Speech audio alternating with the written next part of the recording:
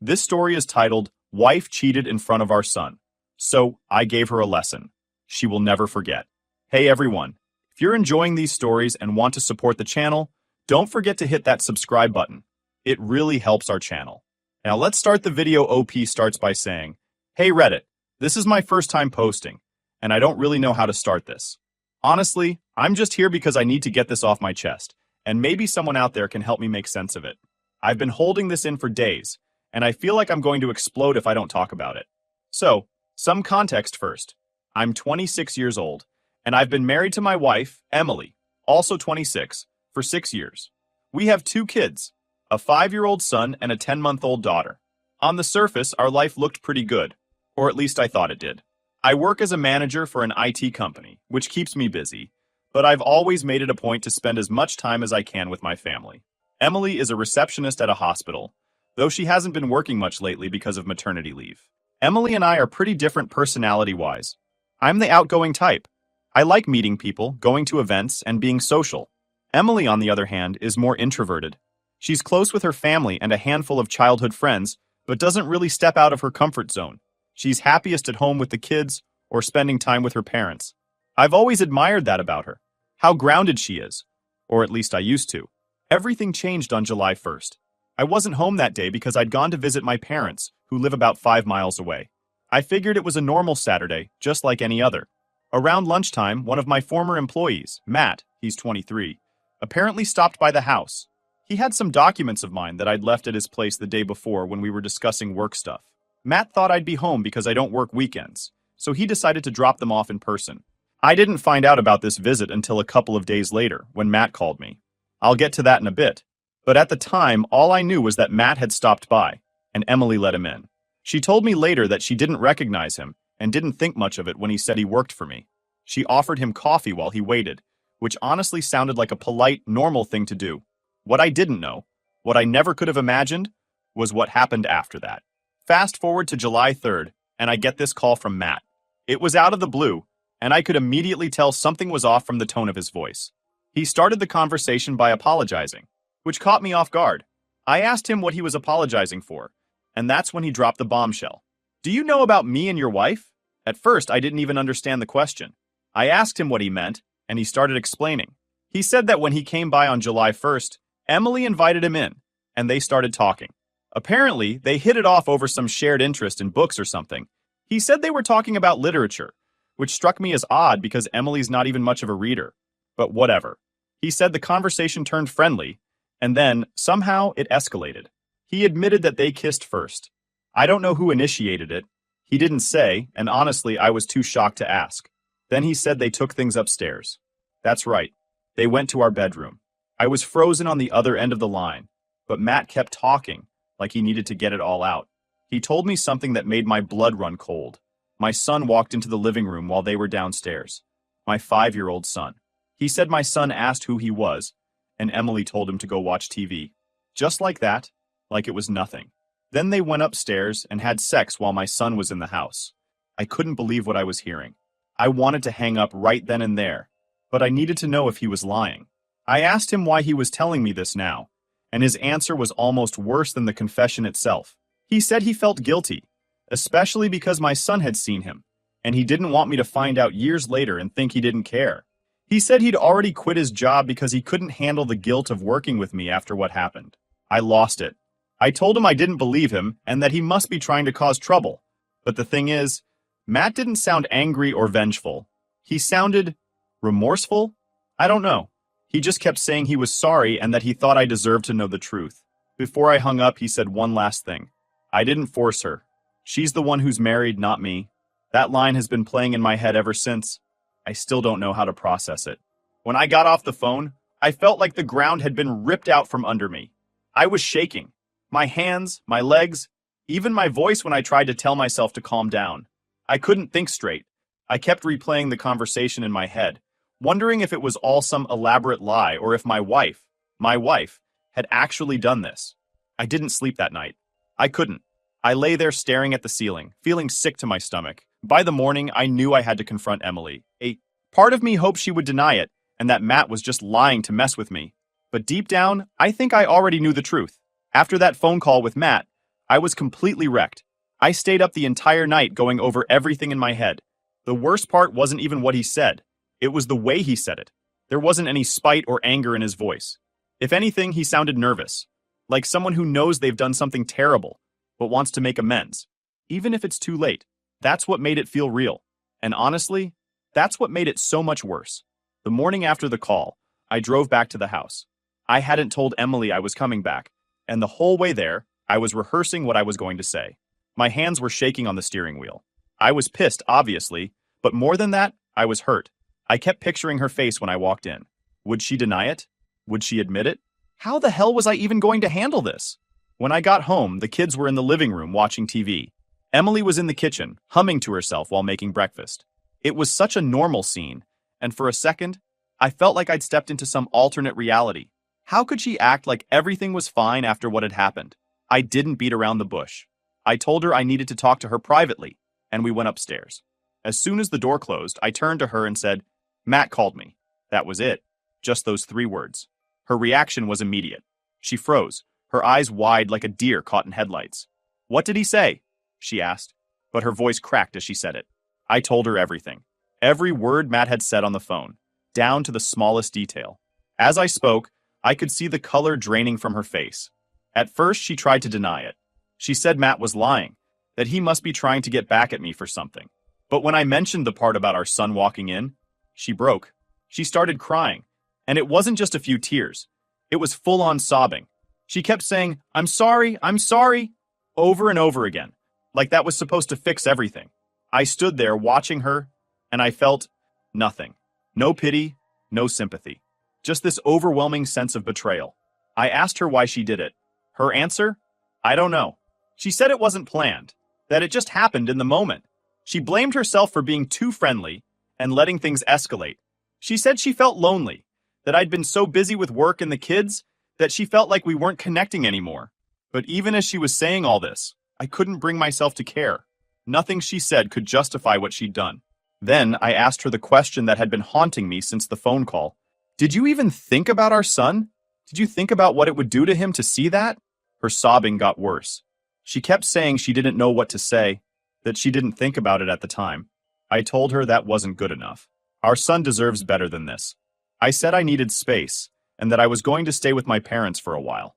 Before I left, I went back to the living room to say goodbye to the kids.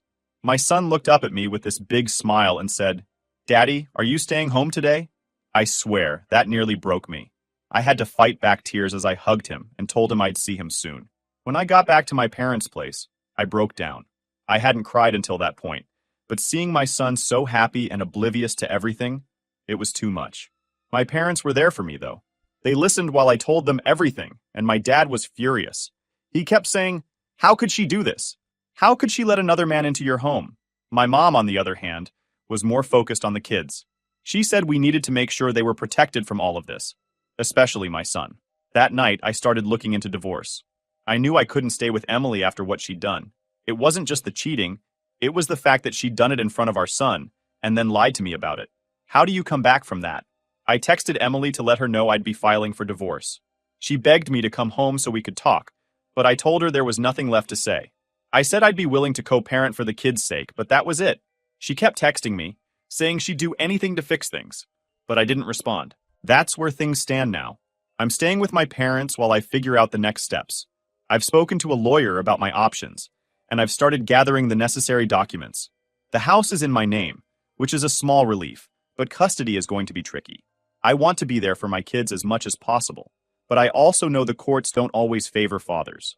I'm trying to stay strong for my kids, but it's hard. Every time I think about what Emily did, I feel sick. I keep picturing her with Matt in our bedroom, and it's like a knife to the gut. Thanks for reading, and thanks again to everyone who commented on my first post. Your advice and support mean more than you know. If anyone has tips on how to handle custody or divorce proceedings, especially in the UK, I'm all ears. Update 1 point. Hey Reddit, I'm back with another update. If you've been following my story, first of all, thank you for the advice and support. I've read through so many comments, and while this whole thing is tearing me apart, it's comforting to know I'm not alone in dealing with this kind of betrayal. After I confronted Emily and decided to stay with my parents, things started to sink in.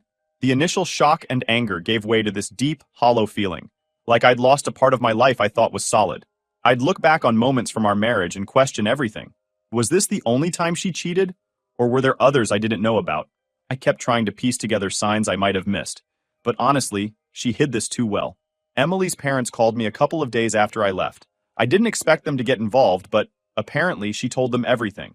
Her mom was crying on the phone, apologizing for what Emily had done, like it was somehow her fault. Her dad, on the other hand, was pissed. At her, not me.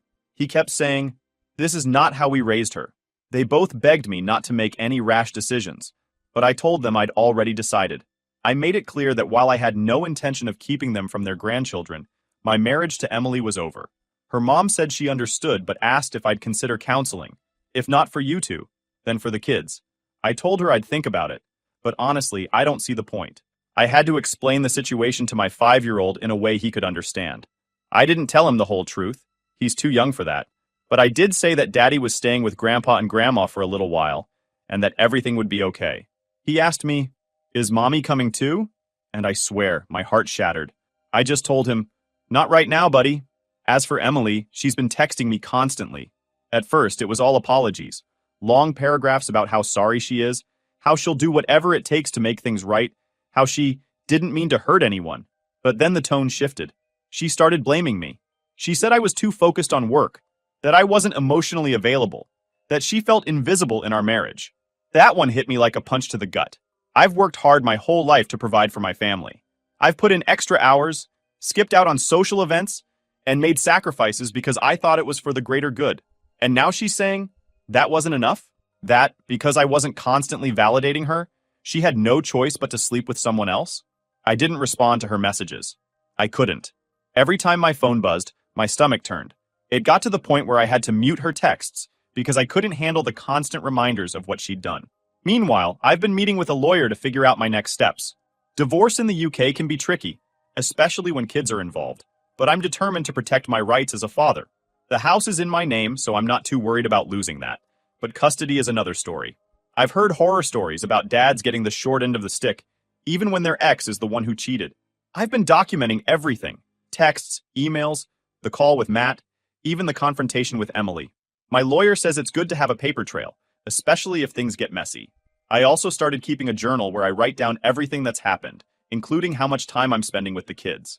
It feels weird, like I'm building a case against my own wife, but I guess that's what it's come to. Emily has been surprisingly cooperative about custody so far. She agreed to a temporary 50-50 arrangement while we sort out the legal stuff, but I'm not sure how long that will last. Part of me wonders if she's being nice now because she feels guilty, but what happens when that guilt fades? Will she try to take the kids from me out of spite? I don't know, and that uncertainty is eating me alive. One of the hardest parts of all this has been keeping things normal for my children. My daughter is too young to understand what's happening, but my son, he's smart. Smarter than I give him credit for sometimes. He knows something's wrong, even if he doesn't have the words for it yet. The other day, we were playing with his toys at my parents' house, and out of nowhere, he said, "I miss Mommy." I told him it was okay to miss her and that he'd see her soon. But inside, I felt like I'd failed him. No matter how much I hate Emily for what she did, she's still their mother, and I don't want to ruin their relationship with her. But how do I balance that with my own feelings? How do I co-parent with someone I can barely look at without feeling sick?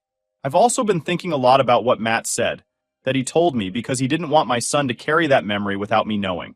I keep wondering how much my son actually remembers. Does he know what he saw? Will it come back to him later in life?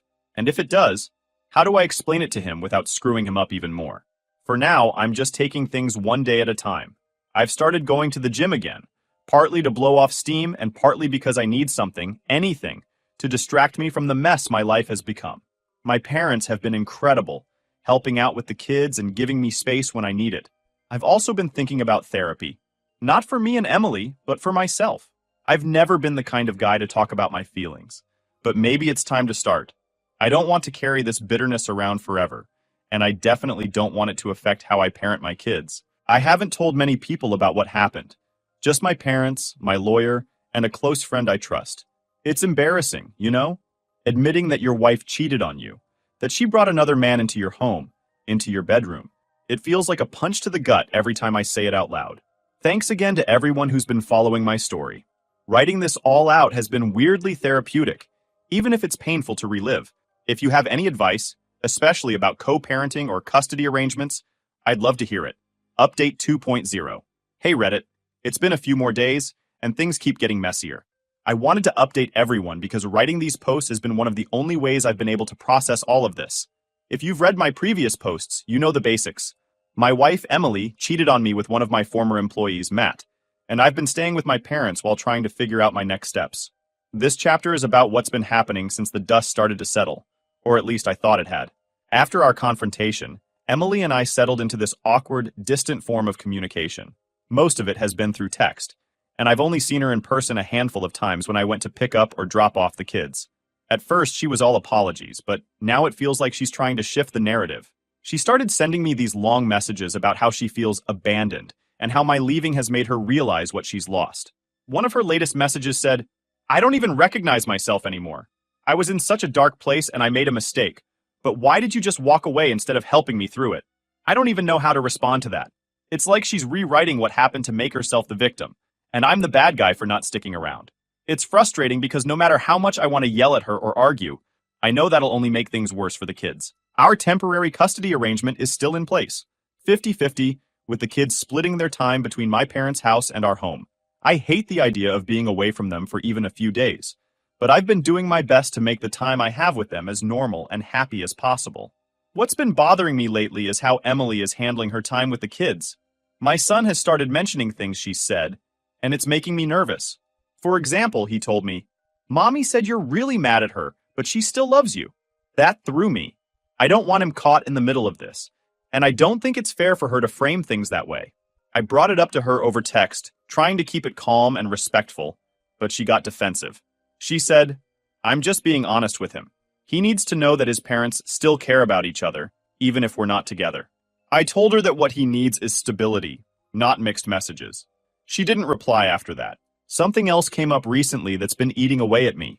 One of my coworkers, someone I trust, reached out to me privately. They told me they'd heard rumors about Emily and Matt before any of this came to light. Apparently, a few people noticed that Matt had been acting weird at work before he quit, and some of them even speculated that something was going on between him and my wife. Hearing that hit me like a ton of bricks.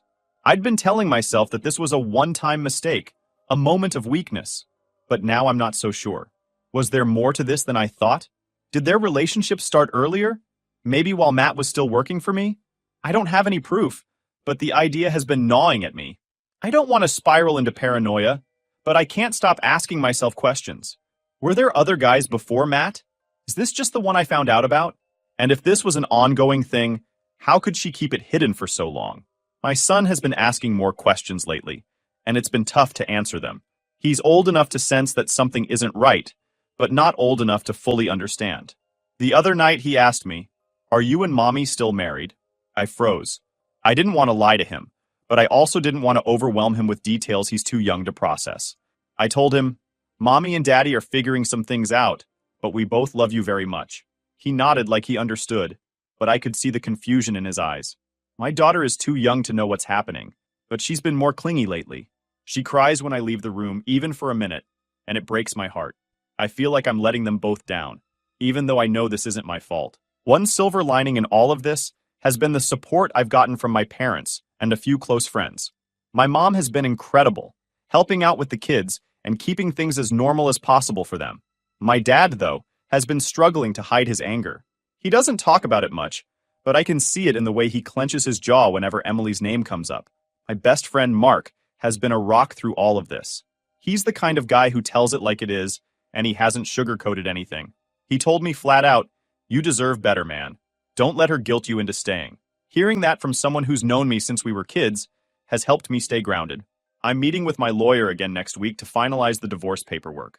We've already discussed some preliminary things like financial arrangements and custody, but there's still a long road ahead. I've been reading up on co-parenting after divorce, trying to figure out how to make this work for the kids' sake. One thing I'm struggling with is the idea of forgiving Emily. Not for her sake, but for mine. I don't mean forgetting what she did or letting her back into my life, but letting go of the anger. Right now, it's like this constant weight on my chest, and I don't want it to consume me. I've started looking into therapy, not just for me, but possibly for my son too. I don't know how much he remembers or understands about what happened, but I want to make sure he has someone to talk to if he needs it. That's where things stand for now. I'm taking it one day at a time, trying to keep my focus on the kids and the future. Thanks again to everyone who's been reading and commenting. It means more than you know. If anyone has advice about co-parenting or how to navigate these tough conversations with kids, I'm all ears. Final update. Hey Reddit, this is going to be my last update for a while. So much has happened, and I feel like I've finally turned a corner. I've gotten a lot of support from people here, and I just want to say thank you. It's helped me keep my head straight through all of this. But now, I think I'm at a point where I can focus on the future. Let me walk you through the latest developments.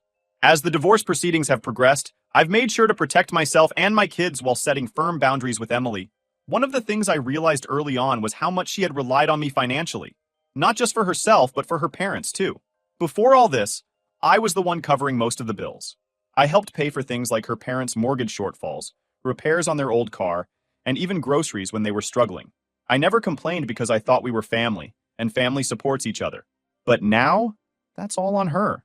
When I moved out and cut financial ties with her, it was like pulling the rug out from under her. Suddenly, Emily had to face a reality where she wasn't cushioned by my income. She works part-time as a receptionist, and while it's a decent job, it's nowhere near enough to maintain the lifestyle we had as a family, or to keep helping her parents the way I used to. Her parents have started feeling the effects too. Last week, her dad called me, probably thinking I'd bail them out again like before.